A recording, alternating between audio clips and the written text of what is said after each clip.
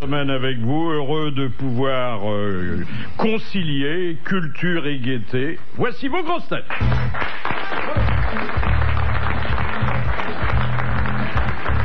Je le soupçonne d'avoir un faible charnel pour Jean-Pierre Raffarin, Jacques Maillot. Les princes qui nous gouvernent ou qui voudraient nous gouverner n'ont rien à attendre de lui, les autres non plus. Bernard Mabille.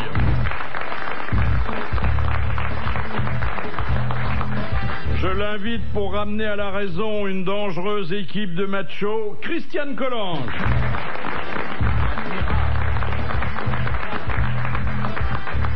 L'idole de ceux qui idolâtrent le ballon rond, Thierry Roland.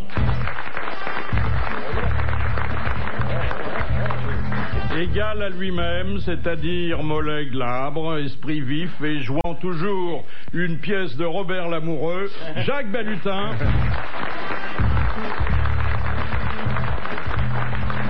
Et puis notre invité d'honneur, le vice-benjamin de l'Académie française qui vient de publier des confessions aussi croustillantes et talentueuses que peu académiques, Jean-Marie Roy.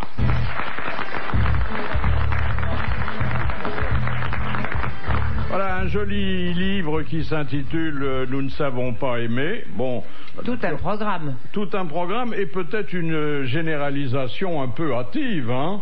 Parlez pour vous, mais nous, je crois que, on a fait nos preuves, hein. Oui, professionnel. Mais... Non, mais il faut pouvoir sortir du petit cercle. Oui. Il y a quand même d'autres personnes, et je crois que c'est notre grande... Pour tous ceux qui aiment, et c'est vrai, il y a très peu de gens qui aiment vraiment.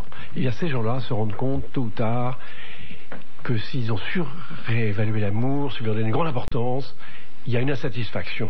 De la partenaire. De tout le monde. Qu'est-ce qu'il entend par petit cercle? Qu'est-ce qu'il entend par petit cercle, Philippe? Moi, je peux vous dire que Jacques Balutin, que je connais bien, a comme devise 50 ans au service de la femme et pas une réclamation. Non, pas une seule. Bon. J'ai toujours pas eu réponse à ma question. Qu'est-ce que monsieur entend par petit cercle? Il est sorti du petit cercle. Bah oui, non, mais moi je demande. Vous n'allez pas entraîner le vice-benjamin, en dépit du mot vice, sur le chemin de vos fantasmes. Très bien. Alors, avec mon épouse, on est très compatibles. On a eu tous les deux la migraine cette nuit. Vous êtes célibataire, Jean-Marie Roy? Oui. Et à vie? Ceci explique cela, d'ailleurs. Oui. À vie ou il pourrait... Non. Normalement, je n'ai pas de position définitive sur la question. Non. Le jour où vous rencontrerez votre future veuve, eh bien, elle aura lu le livre, donc elle saura à quoi s'en tenir. Oui, mais elle connaîtra aussi peut-être le montant de la pension de réversion. Moi, je trouve pas ça drôle. En fait, Philippe, vous suggérez à monsieur qu'il faut qu'il tombe sur une bonne occasion, quoi. Non, mais peut-être que faire une fin, ça s'appliquera aussi à son destin, parce que ça peut être le fait quand même d'arriver à un certain âge tout seul, ou sinon tout seul, au moins avec des partenaires qui changent toutes les semaines, c'est un peu fatigant, non? Oh, vous changez pas toutes les semaines. C'est pas forcément gay. Vénard. Non, c'est pas forcément gay. Je vous l'avoue, il y a des moments de solitude, je le reconnais. Mais regardez quand même quelques couples autour de nous. Pas ici, bien entendu. Non, mais quelques couples quand même. Oui. Qu'est-ce qu'ils s'emmerdent? Qu'est-ce que c'est atroce? Oui. Vous voyez, donc, je ne pense pas que le couple... Et d'ailleurs, quand on interroge beaucoup d'hommes mariés ou de femmes mariées, franchement, ils ne sont pas délirants non plus. Donc, je ne pense pas que ni le mariage, ni le célibat soient en soi quelque chose qui soit condamnable ou dommageable. Je crois que le mieux, c'est de l'occasion. Le mieux, c'est l'impuissance qui dispense de l'un et de l'autre. Pas forcément. Pas forcément. Moi, j'ai un couple d'amis qui s'entend bien. Lui, il s'appelle Jacques, elle, Bernadette, et je trouve que ça va pas mal. Alors, vous avez vu que Bernadette, chez Drucker, elle a exclu l'hypothèse d'un autre septennat. Hein. Ah oui. Oh, bah oui. D'un autre quinquennat. Oui. Oui. On va avoir marre, c'est pas... Ah, mais attendez, c'est elle qui le dit? Oui. Peut-être que lui est pas de cet avis. Ah bah lui, je suis même persuadé qu'il est de pour la... en discuter. Ah, mais parce que lui, il fait pas le ménage là-bas. Lui, il est certainement de l'avis contraire. Il aura quel âge dans 5 ans? En France, on a le droit de faire 3 quinquennats en France? Il y a 4, 5, il n'y a pas de limitation, c'est pas comme aux États-Unis. C'est pas les États-Unis ici. Je crois que c'est que la politique, c'est comme la littérature, on peut continuer longtemps après avoir été gâteux. Hein. On est immortels. Oui. Moi, je la comprends parce que c'est quand même elle qui fait les campagnes. C'est elle qui écrit les bouquins, elle fait un sacré boulot. C'est elle qui va à la télé avec Drucker. Exactement, c'est elle qui fait tout, là. Elle rame, hein. C'est ça le plus dur boulot, d'ailleurs. C'est elle qui transporte Douillet et c'est lourd. Hein. Voilà. Et les sacs de pièces jaunes, c'est dangereux. Vous savez quel est le meilleur moyen de savoir la vérité? C'est de demander au bookmaker à Londres quelle cote il donne pour Chirac un 3e mandat. Oui, ils se trompent pas généralement. Ils se trompent rarement. Sauf qu'ils n'ont pas le droit, eux, de faire de paris sur la famille royale. Ah oui, non, mais sur la mort de la reine. Mais ils peuvent faire sur des trucs gays. Oui. Ils peuvent faire sur les Vous voulez trucs dire gays. gay dans quel sens? Gay, non, heureux. Heureux. Sur le prince Charles ou ses fils, enfin, vous voyez ce que je veux Voilà, dire? ils peuvent faire par exemple sur la date du mariage de Charles et Camilla. Parce que ça, c'est heureux. C'est gay. Vous voyez, Charles, il va finir par y passer, hein, Charles. Ouais. Et pourtant, vous avez vu la photo de Camilla? Oui, le cheval qui est à côté de lui, vous voyez? Oui.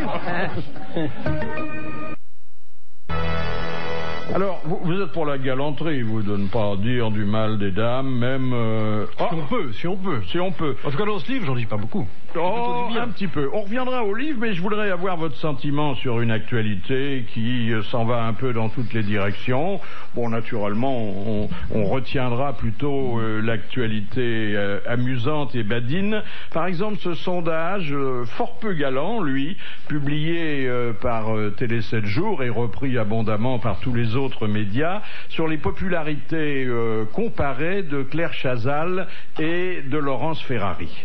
Alors il semble que Ferrari ait doublé Chazal. C'est normal. Oui. Pour une Ferrari, si elle double pas Chazal, alors il faut changer de place. Qui est-ce qui construit Chazal? C'est Prost, non? Allez-y. Vous remarquerez qu'il n'y a pas eu à l'égard de PPDA, qui nous a rejoint à RTL et qui était notre invité d'honneur voilà quelques jours, il n'y a pas eu de sondage identique. Alors que Thomas Hugues, qui est à la ville, je vous le rappelle, Monsieur Ferrari, oui. Eh bien, il s'est bien défendu cet été aussi. Hein. Mais PPDA, et c'est pour ça que je le cite, a eu à la question d'un journaliste qui lui disait quand même, est-ce que c'est pas agaçant de voir son remplaçant faire d'aussi bons scores que soi? Il a eu cette jolie réponse, c'est la moindre des choses, il n'y a rien de pire qu'un remplaçant qui ne vous rend pas l'endroit dans l'état dans lequel il l'a trouvé. Ah, c'est joli. C'est joli. Ça fait penser à la petite affichette posée à l'entrée de certaines commodités. Je trouve que c'est pas aimable pour un journal de TF1 parce que ça c'est le comparer aux toilettes. Moi, je trouve que c'est pas aimable. C'est drôle. Ouais, je trouve ça c'est amusant. C'est aussi un peu le dépotoir de l'actualité, hein, journal télévisé. Alors, on entre quand même dans le détail. Vous les avez regardés, vous, Jean-Marie Roire, ces deux passionnariats du petit écran? Oui, bien sûr. Oui. Enfin, pas tous les soirs, hein. Je peux pas prendre les vacances. Non, mais vous excusez pas. Non, oui, il y a d'autres femmes dans votre vie. Puis il y a d'autres activités que de regarder la télévision le soir. Oui, quoique il n'y a pas de raison que vous ne vous livriez pas à l'activité à laquelle nous pensons tous en regardant la télévision, puisque quand vous faites l'amour, ou en tout cas quand vous êtes dans un lit avec une dame, vous pensez à Napoléon, qui est d'une actualité quand même moins récente. Hein. Franchement, c'est quand même mieux que de faire l'amour en regardant la télévision. Oh non, c'est pas mieux de penser à Napoléon. C'est plus vaste. C'est plus vaste. Tu connais bien, elle préfère. C'est plus vaste, plus riche. Entre nous, vaut mieux penser à Napoléon qu'à Martine Aubry, hein, parce que. Pour les résultats, oui. Ça peut pas être désagréable, mais. Ouais. Oui, mais enfin, écoutez, vous êtes dans un lit avec une dame qui est charmante. Attendez. Non, c'est dans un lit après l'amour. Là, non. Il faut dire les choses. Alors c'est encore pire. Après l'amour. Et la reconnaissance du bas-ventre. Quelquefois, il y a un peu de mélancolie. On réfléchit, puis alors, on n'est pas maître de sa méditation. Et Et là, on peut soudain penser à Napoléon. Mais pourquoi Napoléon? Attendez. Est-ce que ça parce qu'il occupe beaucoup de place dans ma vie et dans mes rêves Est-ce que cela dit, sur le plan amoureux, c'est vrai que c'est pas dopant de penser à Napoléon, parce que je raconte d'ailleurs un certain nombre de traits sur sa vie amoureuse, notamment sur le plan de l'organe. C'est vrai que c'est pas. Il paraît que c'était tout petit. Hein. Mais comment c'est ça? Il y a eu un moulage sur son lit de mort. Il n'y a pas eu un moulage, il y a eu hélas une autopsie faite par le médecin Otto Marquis. Et c'est lui qui a décrit dans le. Oui, mais attendez, une fois qu'il était mort, on ne pouvait pas vraiment mesurer l'objet en action. C'est sûr qu'on ne l'a pas mesuré en érection, mais ça. Sauf que le mort, par définition, il est raide. Hein. Oui, mais il paraît que ça rapetisse quand on meurt. Ouais. Oui. Alors donc, le diagnostic du docteur Otto Marquis a été catégorique. Il a regardé le sexe de l'empereur et il a prononcé, je crois, un seul mot. Il a dit vermicelle. Il y en a des très longs. Il l'a dit en latin. Oui. Vous vous rendez compte quand Depardieu va mourir, il va dire Barilla, papillote. Non, mais est-ce que c'est en considérant la toison pubienne de la dame que la référence au petit tondu s'est imposée à vous? Non. Mais c'est vrai que dans cette scène que j'évoque, qui est une scène, c'est vrai qu'il n'est pas très académique, c'est une scène de drague, un soir, dans un bar, je vais draguer une fille. Un académicien. Mais oui, je reconnais. Mais vous savez, c'est une confession, j'ai fait un peu mon Catherine Millet, je reconnais. La chair est faible, hein, vraiment. Et c'est vrai, je vais choisir une fille qui est devant le bar, sur un tabouret, j'emmène chez moi. Bon, il se passe ce qui se passe. Et puis ensuite, elle est sur un tabouret. Ensuite, c'est pas une femme de très bonne vie, hein. Et vous étiez en habit d'académicien ou vous étiez en civil? Non. J'étais en costume civil.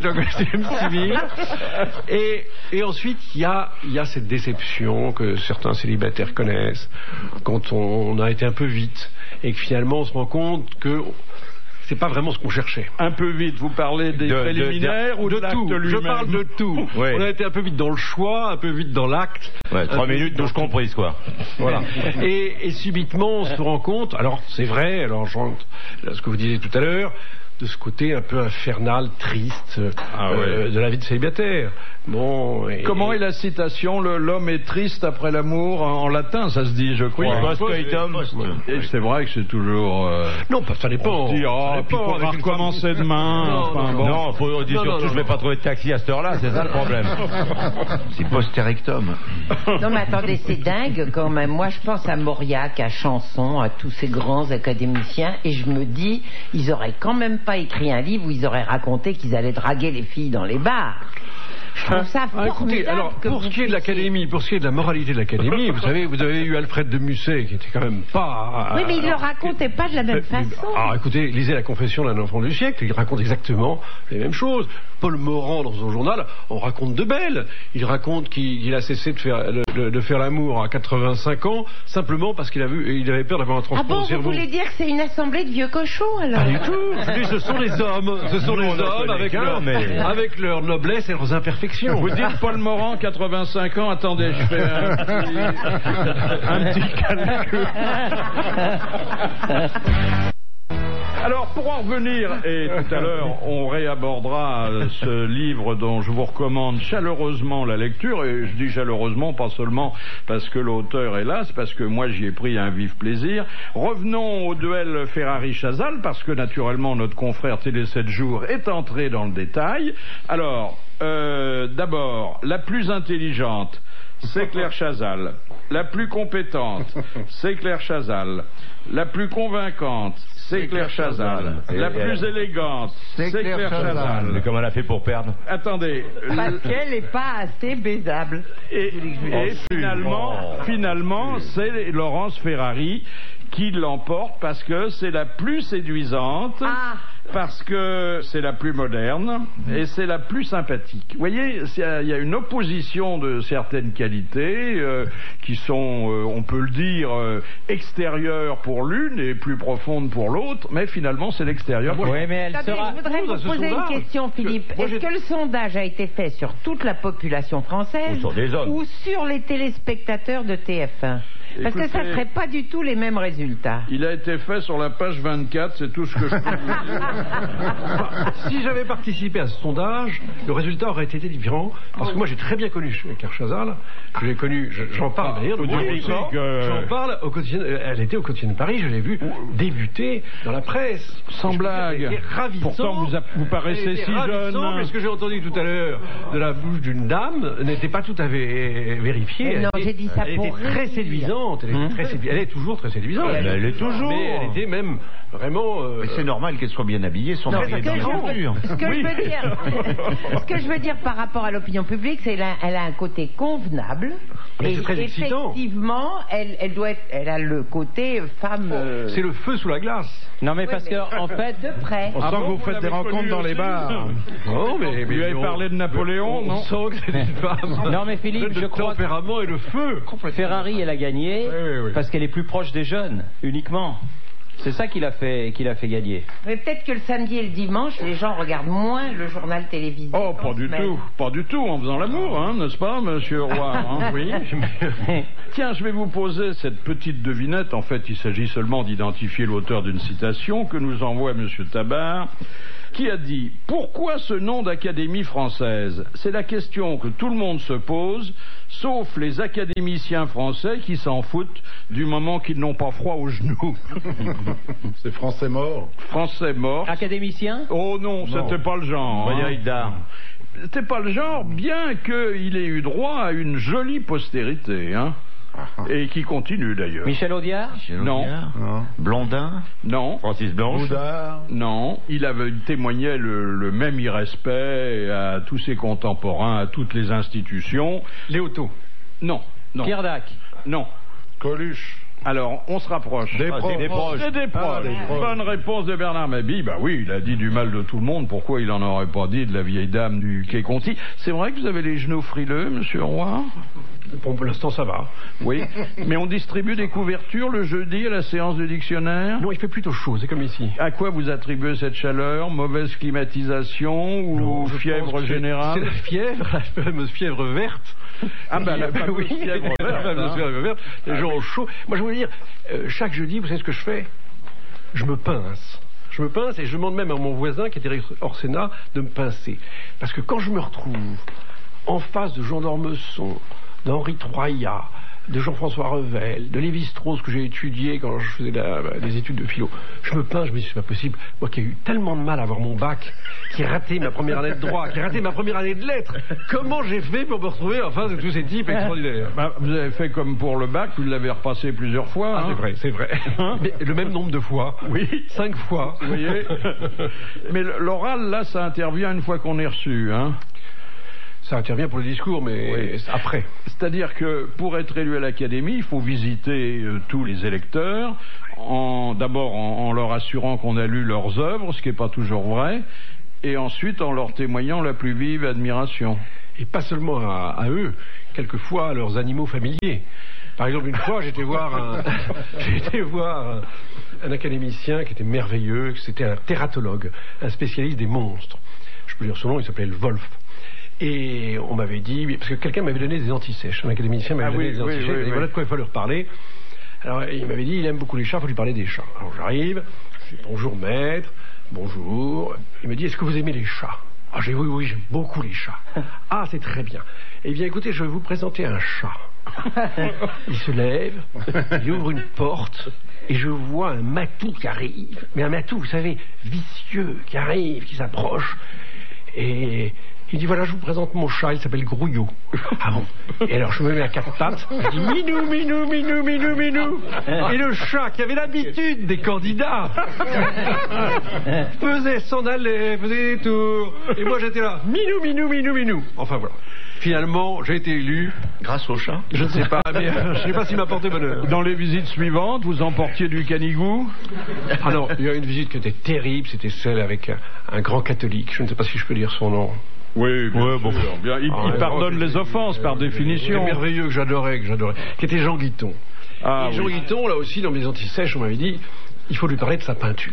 Alors j'arrive, et puis j'avais lu dans un journal un article qu'il avait écrit sur la Vierge Marie. Donc je me dis, je ne veux pas lui parler tout de suite de sa peinture, ça serait un peu trop un peu téléphoné. Je veux quand même lui parler de la Vierge Marie. Alors je dis, votre article sur la Vierge Marie, c'était vraiment merveilleux. Vous avez décrit cette femme avec sa beauté, son charme. Alors, il hochait la tête comme ça, il a vu avec sa canne, donc je dis, ça marche. Je continuais sur la Vierge Marie, d'un seul coup il m'arrête, il me dit, vous ne m'avez pas parlé de ma peinture. Alors je dis non, mais malheureusement c'est trop tard.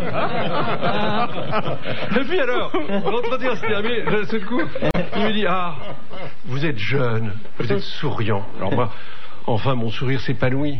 Ah, comme ça serait merveilleux de retrouver quelqu'un de jeune, quelqu'un de souriant tous les jeudis à l'académie.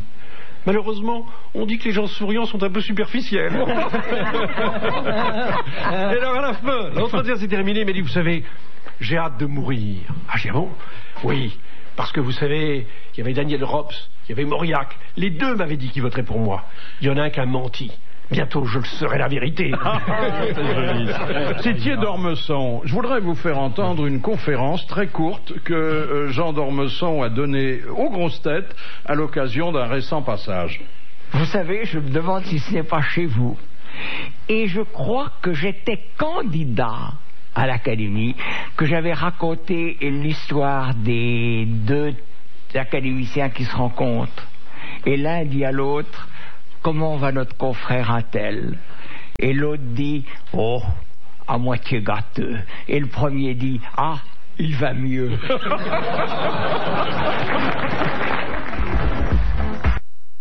Les grands hommes ont à voir avec les petites femmes. Disons, en tout cas dans mon livre, ils se rencontrent.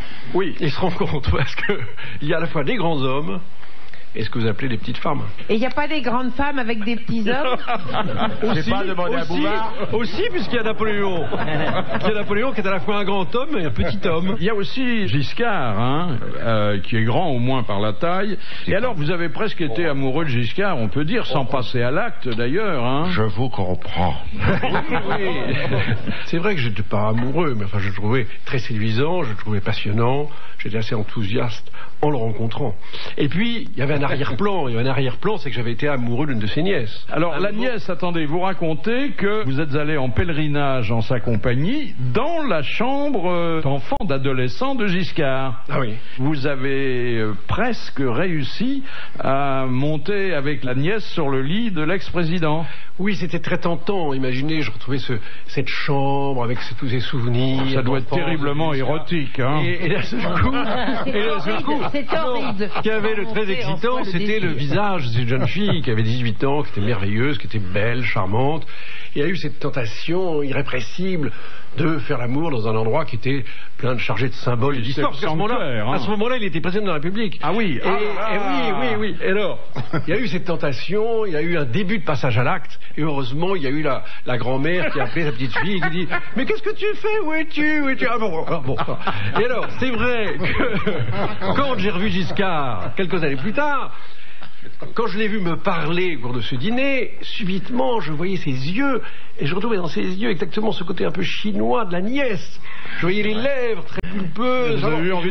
J'avais un élan, comme un élan amoureux, comme si je retrouvais la nièce. Il y avait un mélange des deux, que très vite je me suis réveillé, j'ai compris que ça avait c'était pas du tout la nièce. Surtout après que nous nous sommes engueulés, j'ai compris que ça n'avait rien à voir. D'autant que l'oncle n'est pas une tante, hein, alors il n'y a aucune raison d'opérer la confusion. Oh, vous dites sur Giscard des choses qui sont pas... Non, au début il avait été très gentil.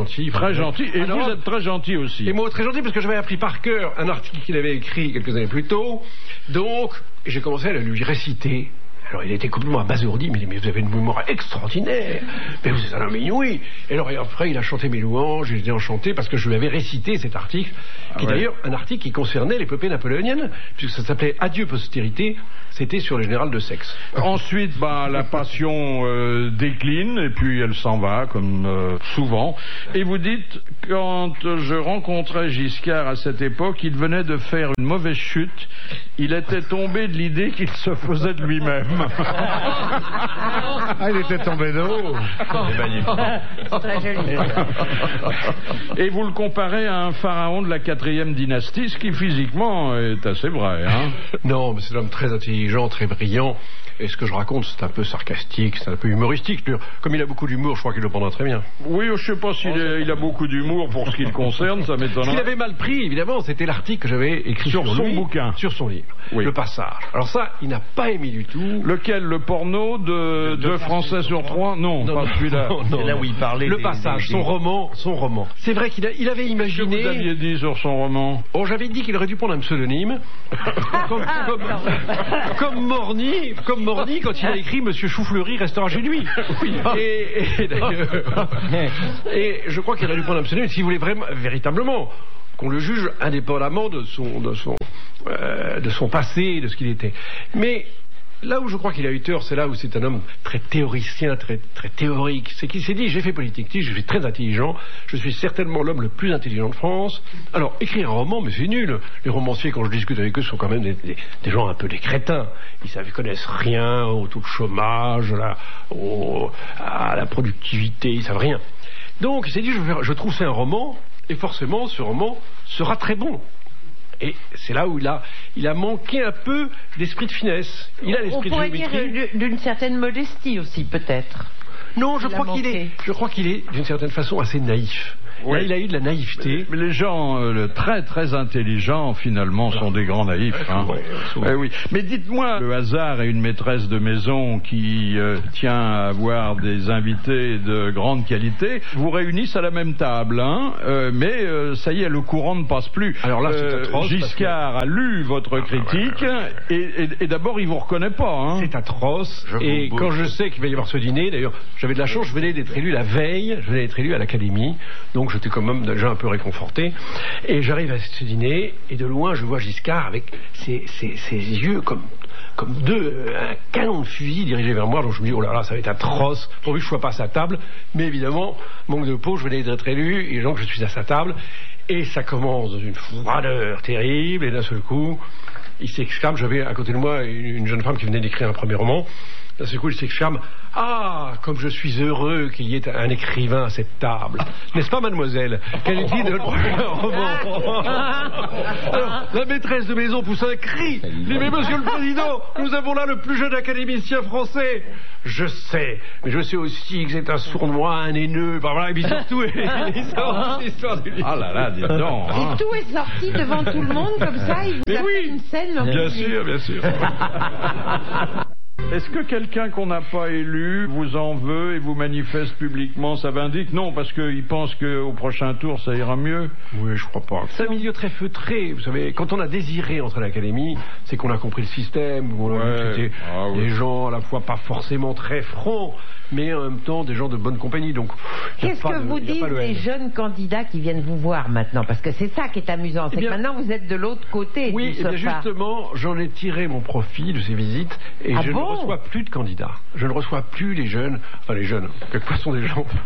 Le doyen Vedel a été élu après moi, vous voyez, c'était pas vraiment un jeune. C'est pour leur épargner. Non, pour leur épargner une humiliation, je trouve une que corvée, c'est pas gentil. Vous savez ce que Jean Dutour, il nous l'a dit ici, chaque fois qu'il reçoit un candidat, et lui il continue, il leur pose 2 questions. La première, vous pourriez me prêter 500 francs, ils sont tous d'accord. Et la deuxième, est-ce que ça vous dérangerait pas de faire les vitres parce que ma femme de ménage est souffrante? Il n'écrit pas du tout. Vous vous souvenez d'Albert Buisson? Il avait fait une plaquette de 30 pages sur l'aspirine. Et il a été élu brillamment. Hein. C'est vrai qu'il faisait de l'ombre à personne. Hein. Oui, mais je crois qu'il avait refait la toiture de l'Académie. Enfin, il y avait un... Tiens, justement, il y a un académicien au bout du fil, c'est Jean Dutour. Bonjour Jean. Bonjour mon petit Bouvardounet. Buisson, il a redoré la coupole. Oui, j'ai aujourd'hui quand même un 20e de l'effectif dans l'émission. Hein. Et encore, vous ne savez pas aimer, comme dirait l'autre. Hein. Alors, 2 questions éminemment culturelles que je ne saurais poser à quelqu'un d'autre. Question de Madame Courroyer de Dieppe. De qui Lucie Adamar était-elle l'épouse? Aïe, aïe, aïe, je suis ça, Lucie Adamar. C'était pas de Gambetta, non? Non, mais bon, c'est la même époque. Je suis dans le coin, là. C'était pas le docteur Gibault, la ceinture du docteur Gibault, le thermolactyle de Damas? C'était un homme politique? Non, un homme qui a beaucoup défrayé la chronique, mais totalement contre son gré. Ah bah c'était le pauvre Dreyfus, peut-être. Oui, voilà. C'était l'épouse du capitaine Alfred Dreyfus. Eh oui, bien sûr. Bonne réponse, pas entièrement spontanée, mais enfin c'est le résultat qui semble. Deuxième... faut bien que vous nous donniez des petits points de repère comme ça. Bah écoutez, sinon ça coûterait trop cher à la station. Bah voyons. Deuxième question de Mademoiselle Fritz de Cornimont. Ah, la chérie. Ah bon, vous la connaissez? Bon, alors je vais poser une question qui vient d'ailleurs, non? Parce que on va penser à un copinage sexuel. Oh, vous savez, entre Cornimont et Paris, il y a quand même une petite trotte, non? Oui, et entre Cornimont et Cornichon. Ah bah c'est bien aimable, Cornichon, vous-même. On y revient. La voici cette question. Pour quel motif Voltaire fut-il emprisonné en mai 1717 à la Bastille, où il demeura 11 mois?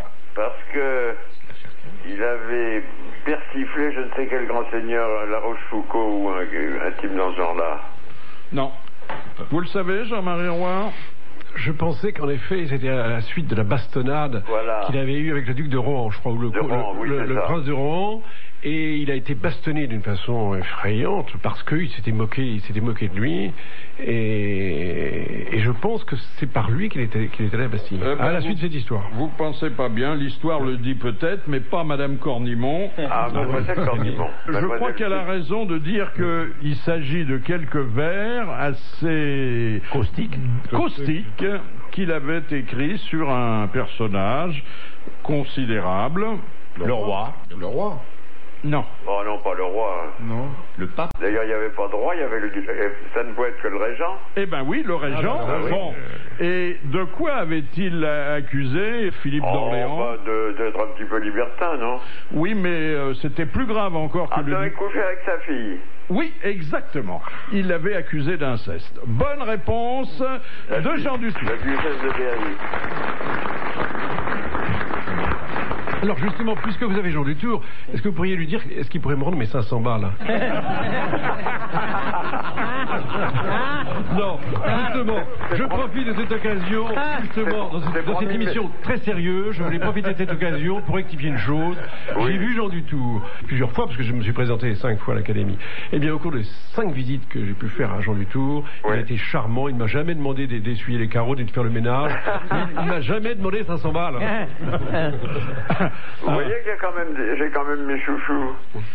Oui, mais vous voyez tous les jeudis, Jean-Marie Roy. Je vais vous dire, Jean-Marie Roy, c'est agréable de voter pour lui, parce que pour une fois, on a élu un type de talent. Ah, pour une fois, qui vont être contents, là. Pour les autres, hein. Oh, bah, je m'en fous, ils peuvent pas me foutre à la porte. C'est vrai, on n'a même pas le droit de démissionner, hein. Rien. C'est vrai. On est là jusqu'à son dernier souffle. Eh bien, Jean Dutour, je vous renvoie à vos travaux d'écriture, mais aussi à vos anthologies, afin que demain, vous soyez aussi brillant qu'aujourd'hui. À demain. Et mes hommages à Madame Adamar.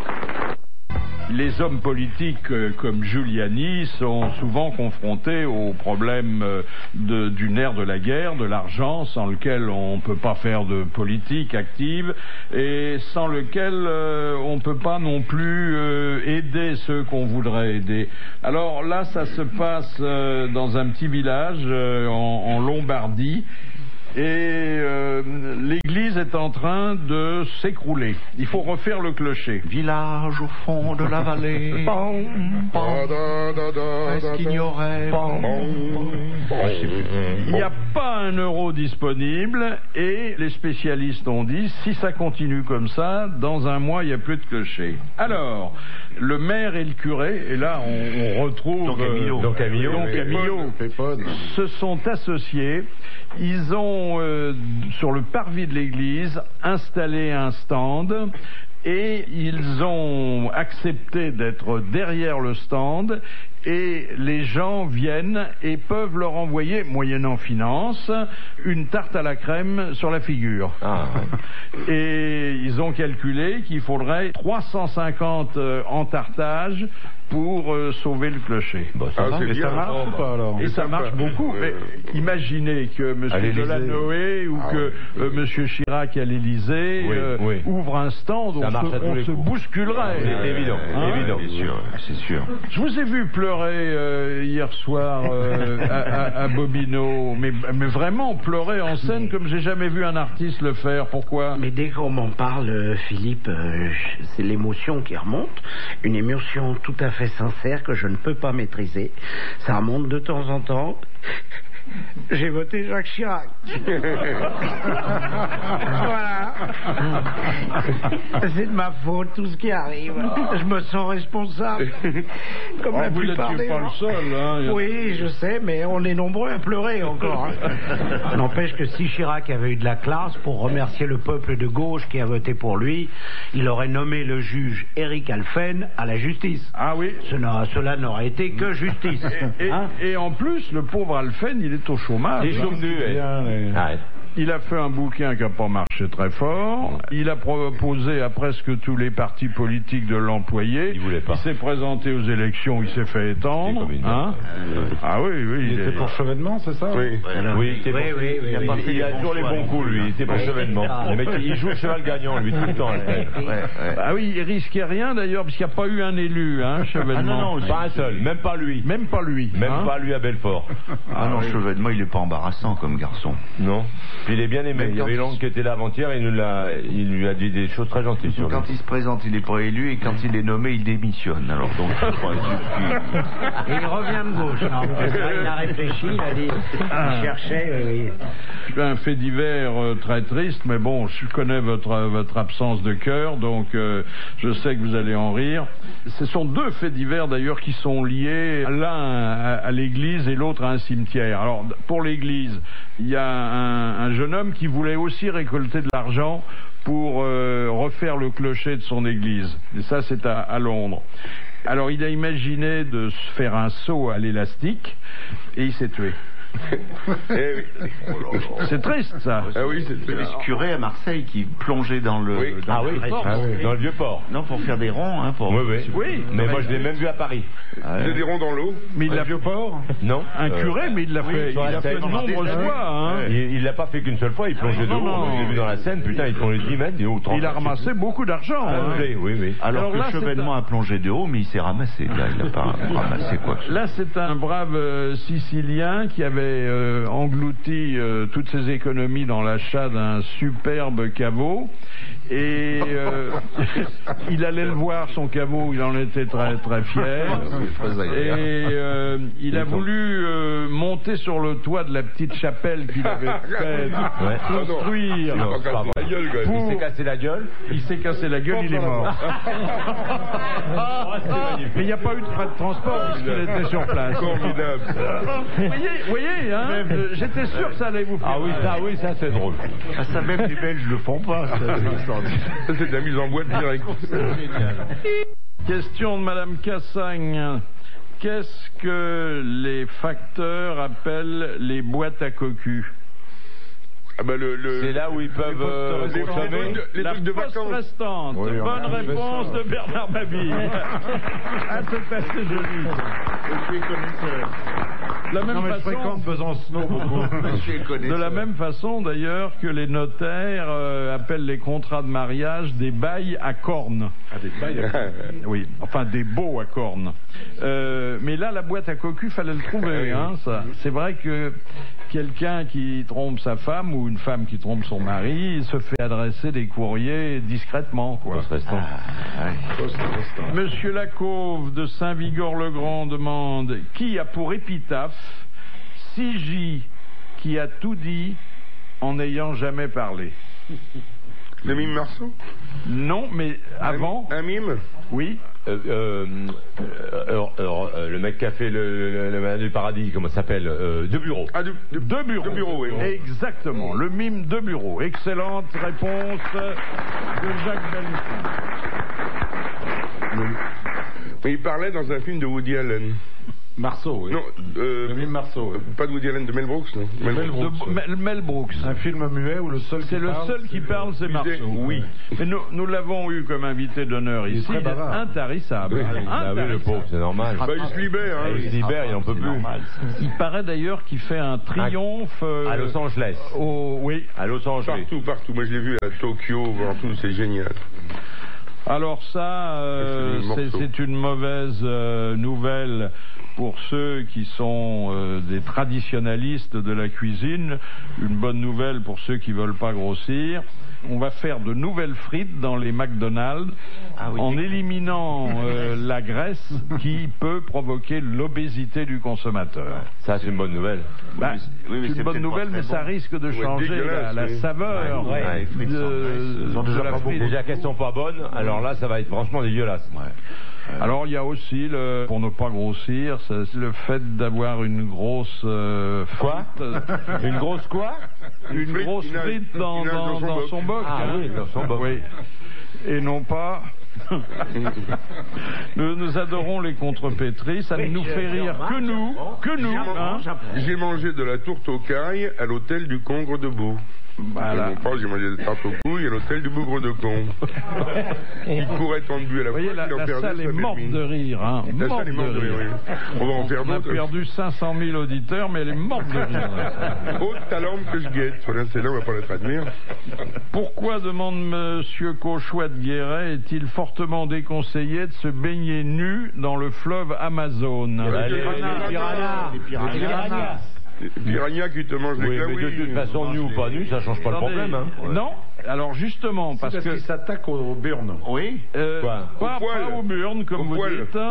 Parce que alors là, ça voudrait dire qu'il suffit d'avoir une certaine couleur de cheveux pour être exposé. Il s'attaque à la zigounette. Non, et c'est pour ça qu'il faut être nu pour que le danger soit réel. Il rentre dedans, il rentre dedans. Ah oui. C'est le poisson qu'on appelle le poisson... Pilote. Rentranus. Non, le poisson candiru. Ah, le candiru. Bon. Ouais. Moi, il y a un mérou l'autre jour qui m'avait ça. Non, mais c'est terrible parce que il dévore les intestins de la personne visitée. Oh là là là là. Oui.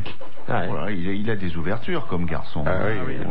Une nouvelle qui est un peu négative, mais vous savez qu'il y avait le chanteur pop américain Lance Bass. Ça vous dit quelque chose? Rien du tout, mais la façon de le prononcer, c'est pas étonnant, remarquez. Non, je suis pas certain qu'il se prononce comme ça, le mec. Philippe, son vrai nom. Même son impresario le reconnaîtra. Moi, je connais Lance Bass, je connais, mais Lance Bass, je connais pas. C'est celui qui avait émis la prétention de participer à un vol spatial russe. Parce que vous savez qu'ils avaient fait déjà appel combien de millions de dollars il avait payé des touristes très riches. Oui, il y en a déjà eu deux. Oui, d'accord. Donc il est le deuxième. Alors il devait partir dans un mois. Oui. Et puis c'est annulé parce que il n'a pas payé les 20 millions de dollars. Oui, évidemment, attends. Mais quel coup de pub, hein. Ouais. Ah oui. Question de Madame Roger. Ah, mais je la connais bien, c'est Marcel Roger. Oui. Vous l'avez connue, oui, mais elle a été opérée depuis. Oui. Elle s'appelle Simone Roger. Madame Roger. Qu'ont le droit d'avoir les prisonniers suisses dans leurs cellules et n'est pas toléré en France? Du chocolat. Un transistor. Un couteau suisse. Non. Un téléphone portable. Un coucou qui leur fait encore 230 jours. Coucou. Du gruyère. Un copain. Un chien. Une femme. Une bête. Alors, pas un chien. Un oiseau. Une souris. Une souris. Un chat. Un chat. Ils sont trois. C'est une bonne réponse de Thierry Roland. Applaudissez-la parce qu'il y en a une par an. Le chat qui est un compagnon précieux pour le prisonnier solitaire. Oui. Une chatte, ils ont le droit aussi, peut-être. Oui, pareil. À condition qu'il soit bien traité. Ah, ouais. Et en général, ça se passe l'été à la mi-août. Et puis... Tout et des matons. La dernière citation envoyée par Madame Parisot, qui a dit: Saint-Martin a donné la moitié de son manteau à un pauvre Comme ça, ils ont eu froid tous les deux. Oh, c'est des proches, Coluche. Non, c'est pas un humoriste habituel. Monsieur Damar. Non. Mais nous le citons de temps à autre parce que cet homme avait beaucoup d'esprit. Il est mort. Il est mort. Alors, il est mort.